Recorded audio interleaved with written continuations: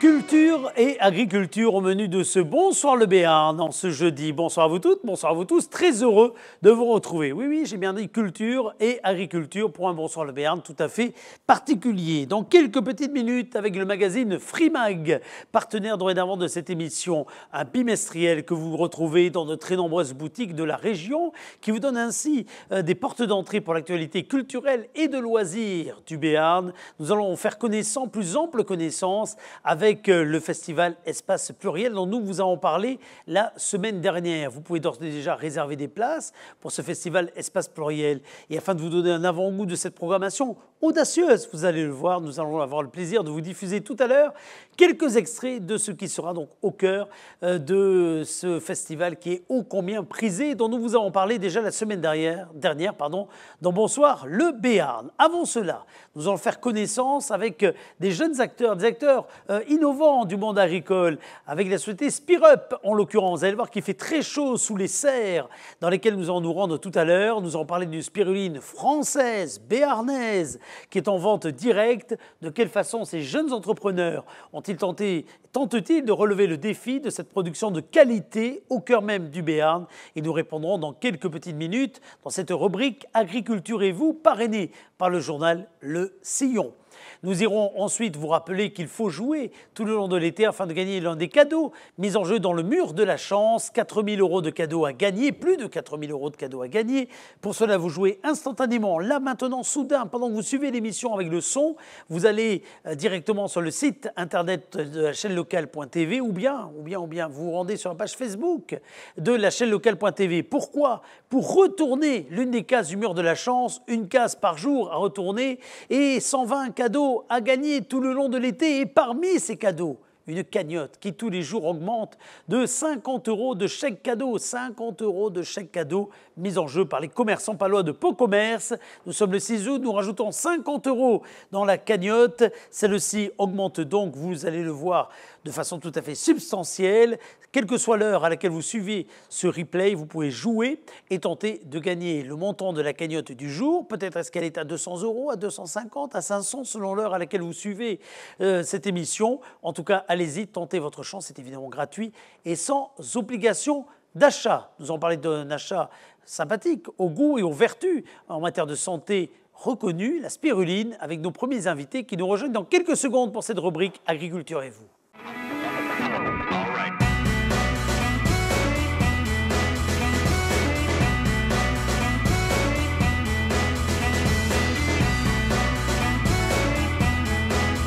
Nos invités ce soir, ce sont deux ingénieurs scientifiques qui viennent de monter une ferme en Béarn, une ferme un peu particulière puisqu'ils sont devenus producteurs de spiruline. C'est la première marque de spiruline produite, conditionnée, commercialisée ici en Béarn et à Pau en particulier. Anthony Rambert et Julien Bataille sont avec nous tous les deux du côté de leur exploitation. Bonsoir à tous les deux.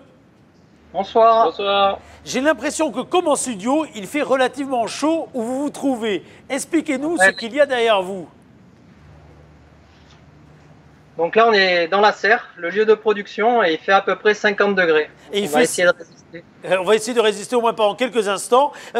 Anthony, c'est lequel des deux? C'est moi. C'est vous. Julien est à côté. Tous les deux d'ailleurs, vous connaissez comment? Qu'est-ce qui vous a décidé à vous associer tout d'abord? En fait, on s'est rencontrés à la faculté à Bordeaux, il y a de ça une dizaine d'années déjà, je pense.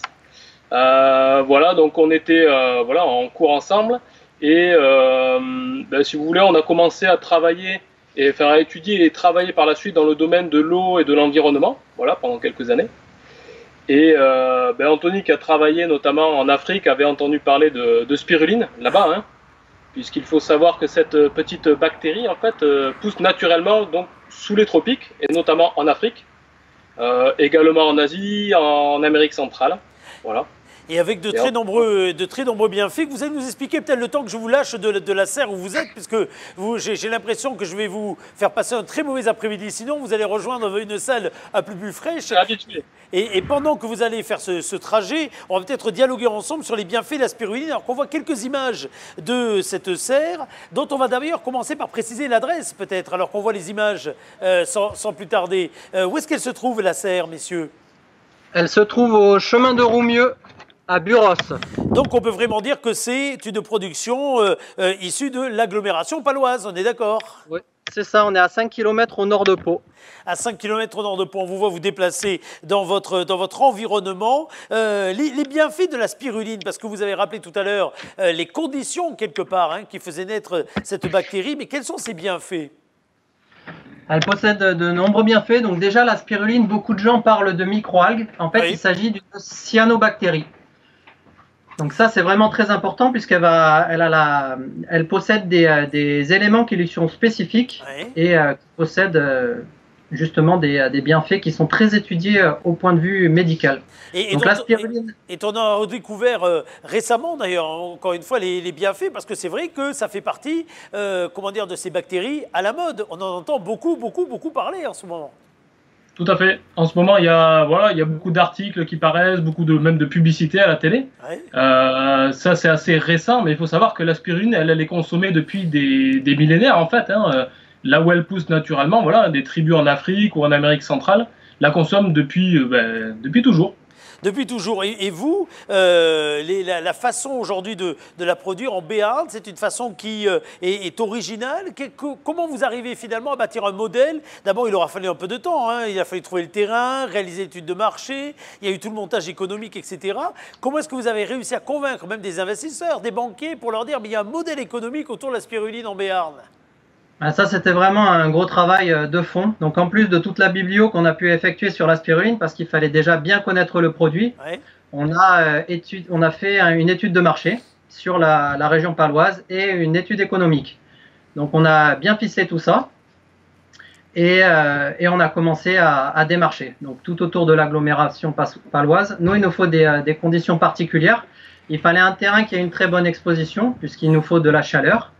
Et il fallait aussi qu'on soit raccordé au réseau, donc à l'eau et l'électricité, et sur un emplacement agricole. On aurait pu prendre un terrain constructible, mais c'était beaucoup trop cher. Oui, parce qu'aujourd'hui, vous êtes agriculteur. C'est ça, vous avez le statut d'agriculteur, on peut se dire ça. Exactement, oui. C'est ça. Et cette spiruline aujourd'hui que vous produisez, d'abord, combien de temps faut-il pour en produire une quantité vendable, entre guillemets? Où est-ce qu'on peut la trouver? Alors, pour la produire, en fait, c'est... voyons. En fait, c'est une bactérie, donc si vous voulez, quand les conditions de vie lui conviennent, c'est-à-dire là, quand il fait beau et chaud, typiquement sous l'essai, en fait, elle va se diviser, se reproduire de façon presque exponentielle, d'accord? Donc nous, en fait, quand on la récolte plusieurs fois par semaine. À chaque fois, on en prélève un petit peu dans les bassins, voilà. Donc en fait, au fur et à mesure de la saison, qui s'étend, on va dire, de début avril jusqu'à fin octobre, début novembre, on va constituer notre stock par des récoltes un peu successives toutes les semaines. Et ces récoltes, ensuite, vous les commercialisez? Vous les commercialisez où? Alors, en fait, la commercialisation, il faut savoir elle commence une fois qu'on a analysé notre spiruline. Ah, c'est pas que la récolter, en fait. C'est pas terminé une fois que vous la récoltez, en fait. Non, il y a toute une partie de mise en forme. On appelle ça la mise en forme parce que la spiruline ne produit aucune transformation. Et ça, c'est vraiment très important. Donc, après l'avoir récoltée, comme disait Julien, on passe ici au laboratoire où on va d'abord passer par une étape de pressage pour enlever un maximum d'eau. Après, on va faire des tout petits spaghettis qu'on va faire sécher à basse température. À basse température pour conserver toute sa richesse nutritionnelle. Elle va sécher très rapidement, donc entre 4 et 7 heures. Et à la suite de ça, on va la conditionner en toutes petites paillettes, l'envoyer pour analyse et la mettre sous forme de sachet. Quand vous dites l'envoyer pour analyse, ça veut dire que c'est quelque chose qui est extrêmement, entre guillemets, surveillé. On est à un moment où la traçabilité, le contrôle, la sécurité, ça fait partie des choix des uns des autres. C'est le cas de votre production? Alors, on va dire que ça fait partie de nos choix à nous. Même si au niveau réglementaire, au niveau français, c'est un peu le flou, on va dire. D'accord. Et bon, nous, on aime bien faire un travail rigoureux et jusqu'au bout. Donc, avant de la commercialiser, on fait ces analyses. On les fait analyser, en tout cas, par un laboratoire indépendant pour voir s'il n'y a pas eu de contaminants dans les bassins, voir les teneurs en métaux lourds dans la spiruline, voir si le séchage a bien été effectué. On a tout un panel de paramètres qu'on va utiliser avant de le vendre. Cette spiruline, donc artisanale, on peut employer ce terme-là, elle est sans OGM, elle est sans aucun pesticide, c'est ça au niveau de la production? C'est ça, mais on fait très attention à la qualité, justement, c'est pour ça qu'on a choisi ce créneau qualitatif. Par exemple, Julien parlait des métaux lourds qui sont analysés. Ça, c'est quelque chose qui est très important dans la spiruline parce qu'elle possède, entre autres, elle a 3 pigments, mais il y en a un, c'est la chlorophylle. C'est un des organismes qui possède le plus de chlorophylle au monde, et la chlorophylle a la capacité de capter les métaux lourds. Donc, nous, on a décidé de se relier au réseau d'eau potable pour utiliser une eau de qualité. Et parce que si vous la cultivez dans une eau qui est déjà chargée en métaux lourds, cette chlorophylle va être captée dans la spiruline et on va l'ingérer, on va s'intoxifier. C'est pour ça qu'on suit ces paramètres-là. Vous avez aujourd'hui, attendez, il faut que je vous repose la question du point de vente, parce que pour le coup, on a parlé de la partie production, mais on n'est pas allé jusqu'à la vente. Alors, où est-ce qu'on peut les retrouver en cette spiruline? Alors, la première chose qu'on a mis en place ici, c'est un site. Vous avez des clients qui viennent de sonner, là. Vous avez des clients qui viennent de sonner, justement. Oui, c'est ça. On est beaucoup demandés en ce moment. Et en fait, la première chose qu'on a mis en place, c'est un site internet avec une boutique en ligne, voilà, où les gens en fait peuvent commander en ligne. Et voilà, là, on fait de l'expédition, d'accord. En fait, les sachets sont. Je vais vous en montrer. En fait, c'est les sachets. Allez-y. Voilà, ce sont des sachets comme ceci. Ah oui, très bien. Remontrez-le plus à gauche. Allez, parfait, voilà, impeccable. On les voit bien là à l'image. Les voilà. Voilà. Reconnaissables facilement. On voit qu'ils viennent du Béarn. C'est impeccable. Ils sont assez plats. Voilà, ce qui fait qu'on peut les envoyer voilà, dans des petits colis et ça rentre directement dans la boîte aux lettres, hein, ça va directement dans la boîte aux lettres des gens. Ouais. Et on a une autre option aussi, c'est le retrait à la ferme, où les gens, en fait, via la boutique en ligne, passent leur commande, la règle, et ensuite, nous, on met cette commande, les sachets de spiruline, dans des petits casiers devant la ferme, avec un système de cadenas. Et donc, on envoie le code au consommateur qui vient récupérer sa spiruline quand il le souhaite, hein, le soir, le dimanche, les jours fériés, voilà. Mais Anthony et Julien, la visite à la ferme, ça peut être également une visite sur réservation qui permet d'en savoir plus sur la façon dont tournent les serres, dont le procédé de récolte est mis en place, etc., etc. Bref, il y a un côté visite également chez vous, je crois, de la ferme. Ouais, mais en fait, à la base, on a voulu se concentrer vraiment sur tout le côté production de la spiruline. Et cette année, en juillet et août, on a décidé d'ouvrir la ferme au public pour présenter tout notre travail et leur faire une dégustation. Et puis répondre à toutes les questions que l'on peut se poser, parce que sur les bienfaits, donc on le disait tout à l'heure, on voit bien que la spiruline est à la mode actuellement, mais on se pose beaucoup de questions entre ce qui se dit, ce qui est vraiment bien, ce qui n'est pas bien, etc. Donc c'est aussi l'occasion d'avoir finalement des scientifiques, certes des producteurs, mais aussi des scientifiques pour répondre à ces questions. C'est ça, on essaie de faire de notre mieux et après on est très bien entouré, on a pas mal de naturopathes qui nous suivent par exemple et plein de spécialités différentes. Donc si nous on ne peut pas répondre à certaines questions, on peut rediriger les gens. Et au point de vue aussi du local, je voulais rajouter une petite chose, on a le site internet et on a les casiers, mais on est aussi présent dans les pharmacies surtout, très bien. Et dans les épiceries locales, les AMAP, enfin tout le réseau local. Tout le réseau local. Et alors, le moins que l'on puisse dire, c'est que vous commencez à faire parler de vous, mais c'est quoi le volume finalement que vous produisez aujourd'hui? Parce que là, vous avez commencé la première marque, les premières sorties, je dirais, les premiers paquets de spiruline, ils datent d'il y a combien maintenant? 2 ans, 1 an? Alors, la première saison de production complète a eu lieu l'an dernier, en 2019. Donc là, cette année 2020, c'est notre seconde année de production, qui a très bien débuté. Hein. En fait, les bassins et la spiruline, voilà, ils ont passé l'hiver tout à fait correctement. Donc au printemps, on a retrouvé voilà, notre petite spiruline dans les bassins au top de sa forme. On a pu commencer à récolter en avril. Et ensuite, voilà, comme je disais tout à l'heure, on la récolte tout au long de la saison. Et là, voilà, on est quand même bien parti. Après, voilà, ça représente quand même plusieurs centaines de kilos de spiruline, hein, voilà, pour en vivre, hein, tout simplement. Ouais, bien sûr. Et donc quelques milliers, du coup, aussi de sachets à commercialiser. Mais alors, est-ce que la spiruline produite ici en Béarn, avec les qualités que vous venez de rappeler, sans OGM ni pesticides, avec une vraie démarche de qualité, de contrôle, est-ce que objectivement, elle a un coût sur le marché supérieur à ce qu'on peut trouver par ailleurs et parfois sans savoir d'où elle vient? Donc le problème avec la spiruline, c'est qu'on a en France, on a une charte qui est vraiment très, très exigeante. Ouais. Et on a des problèmes à se faire certifier au niveau bio. Ah oui. Il faut savoir qu'il y a 90% de la spiruline en France qui est importée de l'étranger. Donc qui est importée avec des conditions de culture qui peuvent être différentes des nôtres. Donc par exemple, nous on sèche de manière artisanale à basse température. Il y a d'autres procédés qui existent comme le spray drying qui consiste à souffler de l'air très chaud sur la spiruline. Donc on perd énormément de vitamines au passage. Et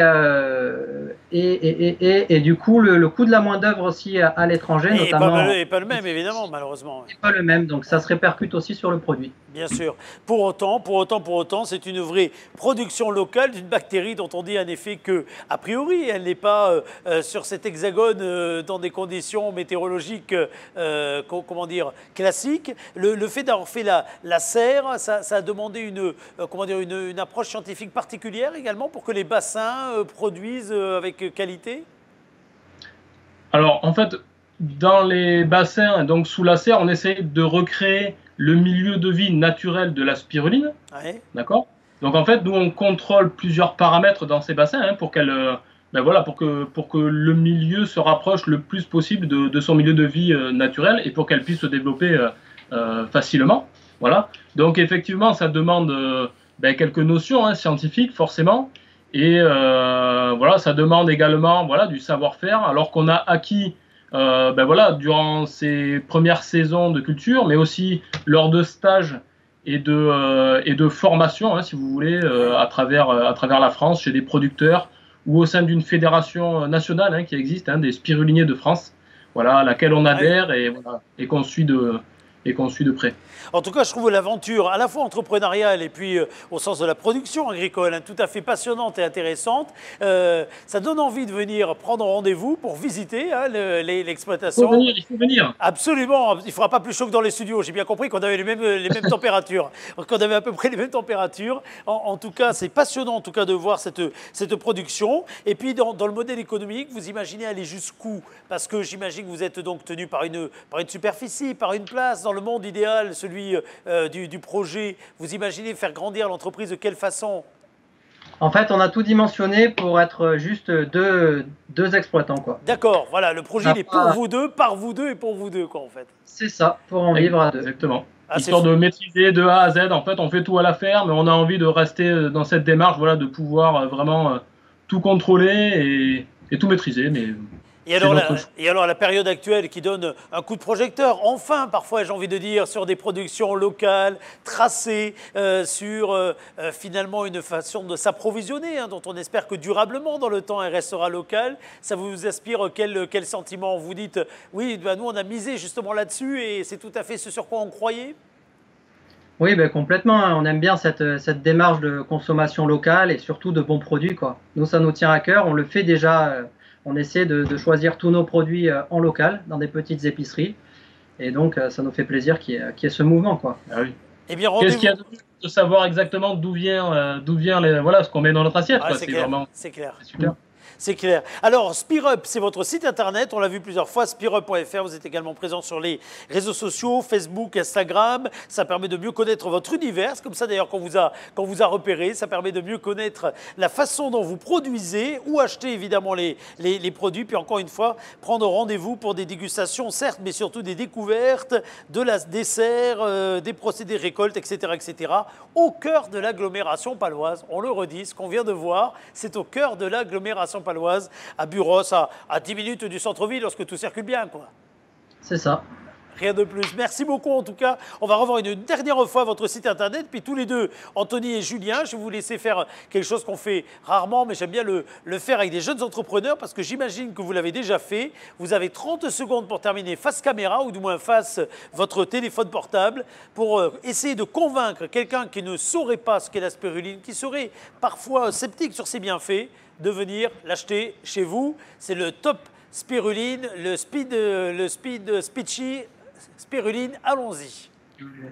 Donc la spiruline, on n'en a pas beaucoup parlé, mais elle possède de nombreux bienfaits. Donc c'est déjà 70% de protéines, des minéraux, des oligo-éléments. Il y a beaucoup de fer, il y en a par exemple 15 fois plus que dans les épinards. Donc derrière ça, on a toute une palette de bienfaits. La plupart des gens vont la consommer au moment des changements de saison pour booster l'organisme. Mais il faut savoir que c'est un aliment qui a beaucoup de recherches scientifiques derrière et qu'on peut la consommer tous les jours au quotidien. Ça peut être que bénéfique pour l'organisme. C'est là où on voit les jeunes générations habituées à se pitcher rapidement. Mais merci beaucoup à vous. On sent que vous l'avez fait plusieurs fois pour les investisseurs et les banquiers. Donc félicitations, je pense qu'on aura le plaisir de se voir sur bien d'autres occasions, les étoiles de l'économie ou autres, parce que vous êtes une jeune entreprise qui mérite d'avoir un coup de projecteur. Et c'est pour ça qu'on a été heureux de vous recevoir. Merci à vous. Merci à très bientôt. On se retrouve dans quelques instants. À tout de suite.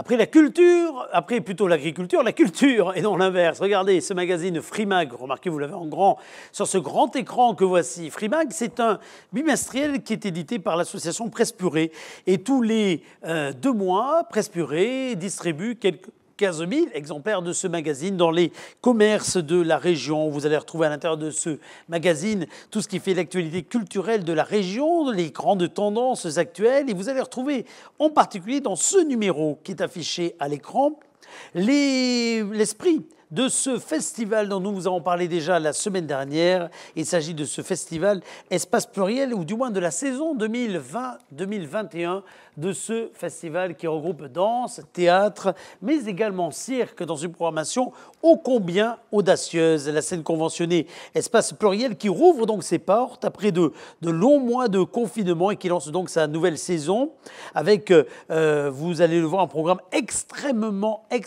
fort, une programmation théâtrale qui explore la littérature contemporaine avec Molly Blonde, de Jean Lowers, mais également d'autres originalités. Du cirque sera également au programme.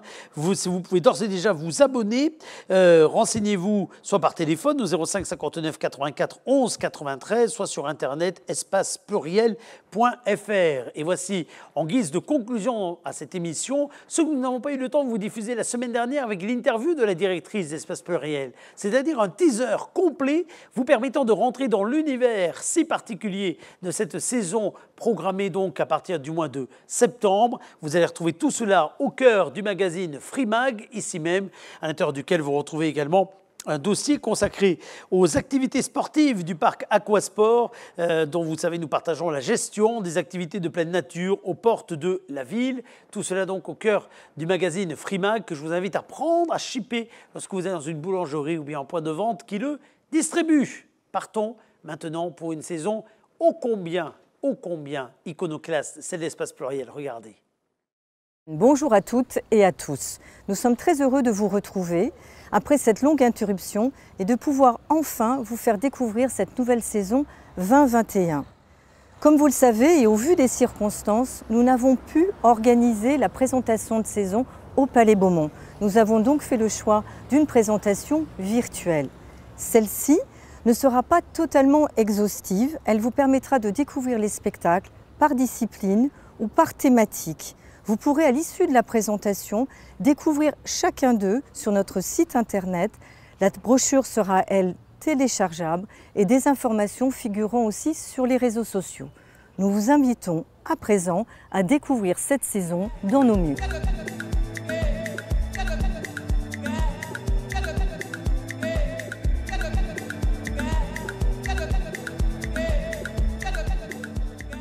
La saison démarrera dès septembre avec l'accueil d'Anne-Theresa de Kersmaker, chorégraphe majeure de l'histoire de la danse contemporaine. Elle n'a cessé d'explorer les relations entre la danse et la musique, mettant en jeu les principes fondateurs du mouvement, les marches, les courses, les sauts. Ce qui nous fascine chez cet artiste est sa capacité à utiliser la structure musicale pour développer son propre langage élaboré à partir de formes géométriques et de modèles mathématiques. S'en dégage sensualité, allégresse, fascination inégalée. Donc nous ouvrirons en septembre avec Fez, pièce fondatrice de 1982, composée de duos et de solos. Puis plus tard dans la saison, une autre pièce de groupe de cet artiste, un chef-d'œuvre de son parcours. La pièce date de 1998, elle rassemble 12 danseurs sur une œuvre musicale de Steve Reich pour un large ensemble de percussions. Les deux pièces déploient, à partir de motifs rythmiques, des phrases chorégraphiques soumises à une infinité de mutations.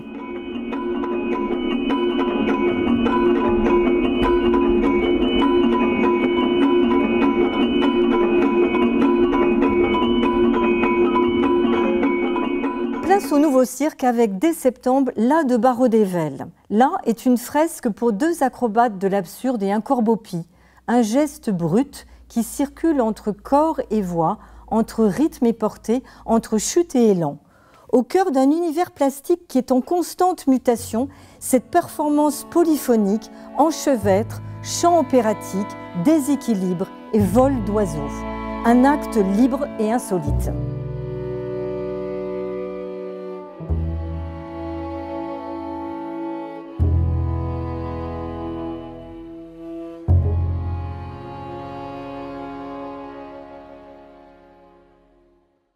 En novembre, Celui qui tombe de Johan Bourgeois. Acrobate, jongleur et chorégraphe, Johan Bourgeois signe avec ce spectacle une magnifique offrande au déséquilibre. Face à la périlleuse inclinaison d'un impressionnant dispositif, 6 interprètes s'agrippent, se suspendent, déjouant avec légèreté et virtuosité les contraintes. D'une évidente portée métaphorique, Celui qui tombe est un hommage burlesque et tragique à la précarité de nos existences.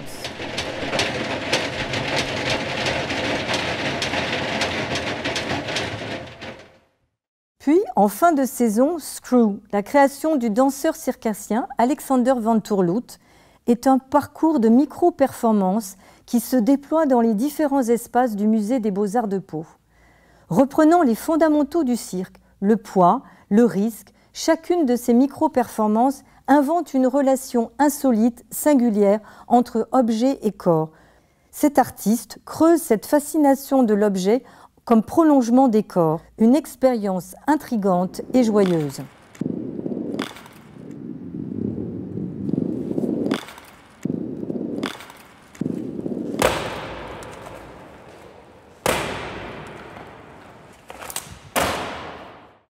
Les hauts plateaux de Mathurin Bolz, acrobate, trampoliniste, metteur en scène, cet artiste affirme au fil de ses créations les particularités de son langage artistique. Celle des recherches sur la pesanteur, le déséquilibre et la théâtralité des corps. Le cirque se mêle à la danse et au théâtre. Les 7 acrobates de cette nouvelle création explorent les hauts plateaux. Circulation, rebond, ascension se glissent au cœur d'un espace scénique aux multiples surfaces. Mathurin Bolz construit par ses élans contraires, ses échos gestuels, un monde menacé d'effondrement, oscillant entre élan et chute.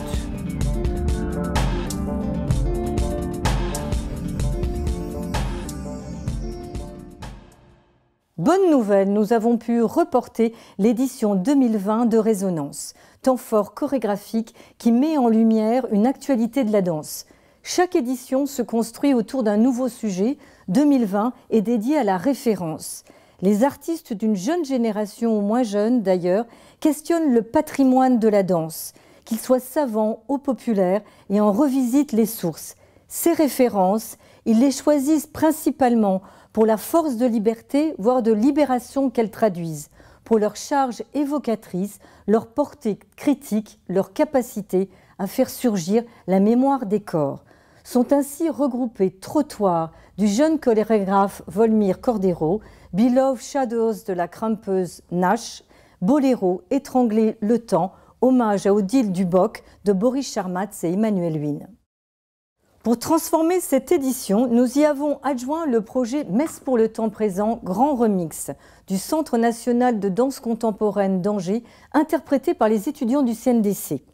Ce titre est celui d'une pièce emblématique du chorégraphe Maurice Béjart, un spectacle total, comme il aimait bien le désigner, créé en 1967 au Palais des Papes à Avignon, et celui aussi de la musique de Pierre-Henry et Michel Colombier, composée pour celle-ci. La soirée propose donc en première partie la chorégraphie des fameux jerks, transmis aux étudiants par d'anciens danseurs du ballet du XXe siècle. Puis, grand remix. Pierre-Henry compose une relecture de Messe pour le temps présent, superposant, accélérant les pulsations de sa partition. Quant au chorégraphe Hervé Robe, il reprend la chorégraphie de Maurice Béjart sur fond d'évocation de rave party, croisant les directions de carrés psychédéliques originelles, démultipliant les effets. À l'automne s'ouvre un portrait de Pascal Rambert, artiste fasciné par la puissance du verbe à travers 2 de ses pièces, 3 Annonciations en novembre et Sœurs en avril. Fidèles d'espace pluriel, nous avons encore en mémoire Clôture de l'amour, scène de rupture amoureuse qui, confrontée sous la forme d'une déflagration en 2 monologues, Stanislas Nordet d'un côté et Audrey Bonnet de l'autre. Une autre joute oratoire s'annonce, celle de 2 sœurs, Marina Hans et Audrey Bonnet, que tout sépare, réunis par la mort de leur mère. Sœurs est un face-à-face de forces antagonistes, un champ de bataille théâtral offert à ces deux actrices puissantes et ultra-sensibles. De donner une forme par la crise, le hurlement à cette blatte molle qui est ton inconscient. On ne veut pas de ton inconscient ici, on ne veut pas de ton cinéma intérieur douloureux. On n'a que faire de tes crises. La nouvelle création de Pascal Rambert, Trois Annonciations. Comme son titre l'indique, elle fait clairement référence à l'annonciation de l'archange Gabriel à Marie, sujet iconographique qui a traversé l'histoire de l'art occidental. Que pourrait-on annoncer aujourd'hui? Pour y répondre, 3 prises de parole performatives à la manière de 3 tableaux pour 3 comédiennes de nationalités différentes, françaises, italiennes et espagnoles. Grâce à ce dispositif, le public devient dépositaire de la révélation. La nouvelle création de Jan Lauwers, Molly Bloom. Une autre figure iconique féminine, celle de Molly Bloom dans le roman fleuve Ulysse de James Joyce. Jan Lauwers, metteur en scène de théâtre et de danse, co-signe avec Viviane de Menck, comédienne égérie de son travail et légende du théâtre flamand, la mise en scène du monologue de James Joyce. S'annonce une représentation vivante d'un personnage littéraire par une actrice puissante et inspirée.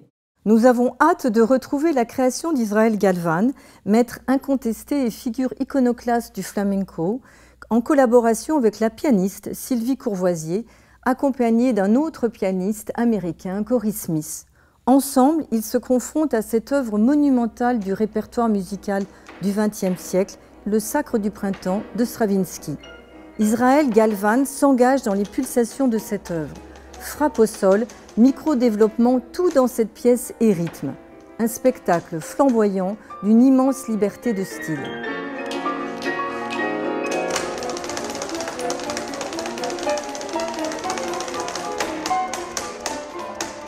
En mars, une jeune génération de chorégraphes se confronte, elle aussi, à la puissance et à la charge évocatrice de registres musicaux et vocaux. Katharina Andreou questionne dans sa création à venir, Zeppelin Band, l'impact de l'effort physique sur le mouvement. Elle mène le corps jusqu'à l'épuisement sur fond d'une bande-son inspirée des années 70. Quant à Flora Détrace, elle explore à son tour une écriture chorégraphique jouant sur la dissociation entre la voix et le corps. Elle compose avec Mutmaker un hymne à la joie, empruntant au répertoire vocal de l'époque médiévale et de la Renaissance, des chansons à la fois triviales ou galantes. Une cacophonie stimulante tout en désobéissance. Dès 21, du hip-hop avec la pièce Queen Blood d'Ousmansi. Grande figure du mouvement hip-hop, le chorégraphe réunit pour cette création 7 interprètes féminines du groupe Paradoxal, 7 danseuses d'exception et championnes de battle. Impulsée par une music house, la chorégraphie s'appuie à la fois sur la virtuosité de chacune et sur leur gestuelle propre. Hip-hop, locking, popping, crump. Selon les termes d'Ousmansi, Queen Blood, c'est le sang de la fierté et l'on ne peut qu'y adhérer.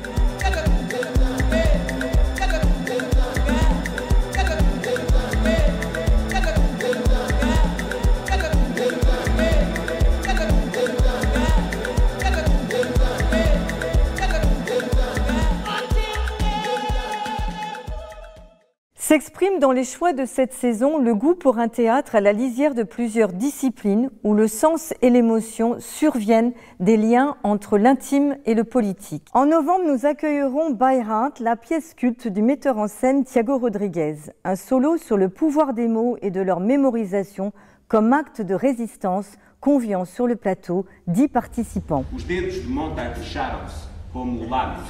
Apertou o livro com furor selvagem, com uma súbita demência contra o peito.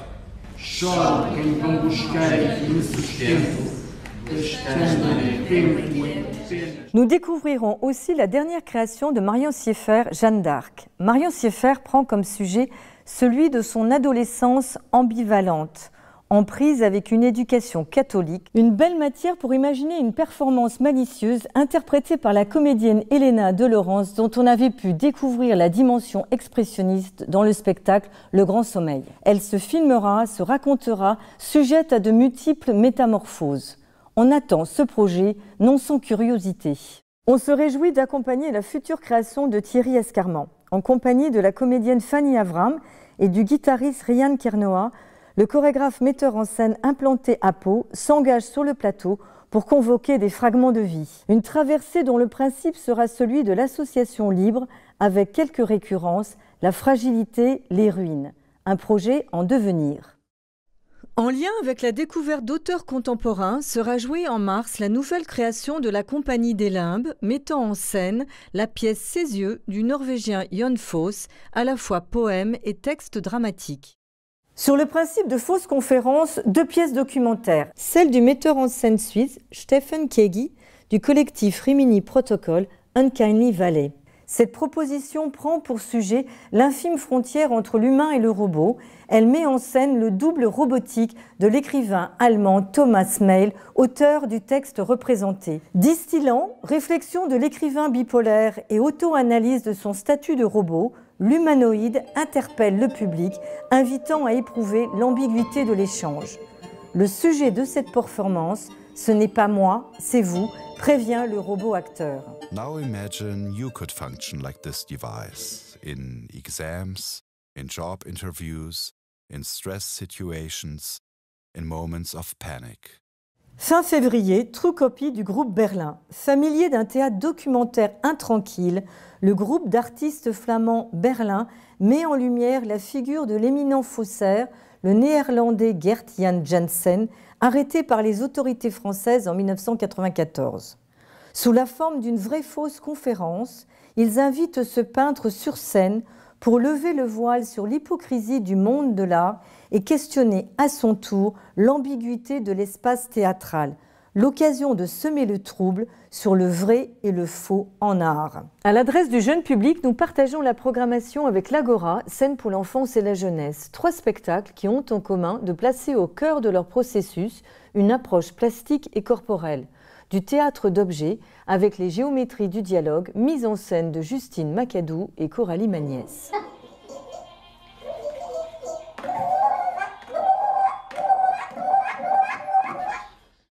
Autre point de vue sur l'histoire de l'art. À son tour, Marc Lacour, dans son projet La Serpillière de Monsieur Mutt, glissant du ready-made de Duchamp à Joseph Beuys, invite les jeunes spectateurs à se fabriquer un regard subversif sur la réalité des choses.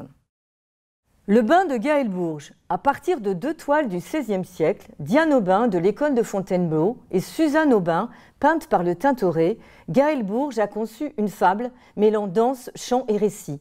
Sous le regard malicieux de la chorégraphe, les couches du temps se superposent pour pointer l'évolution de la représentation des corps et du nu dans l'art et dans la vie.